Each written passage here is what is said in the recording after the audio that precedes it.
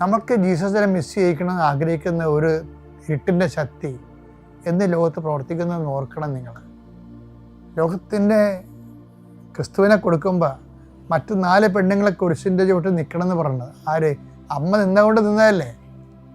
അമ്മ എന്നൊരാൾ ഈ വഴികളിലെല്ലാം നടന്ന് ദൈവഹിതം നിറവേറ്റി, ഇതാ കർത്താവിൻ്റെ ദാസി നിൻ്റെ വചനം പോലെ നിറവേറട്ടെ എന്ന് അവസാനം യേശുവിൻ്റെ തണുത്ത ശരീരം സ്വന്തം മടിയിൽ ഏറ്റുവാങ്ങിക്കുന്ന വരെ അമ്മ അപ്പാടെ വചനം ഒരു സെർവൻറ്റിനെ പോലെ സമർപ്പിച്ച ആളാണ്. അവരാണ് സ്വർഗാരൂപിതരായി.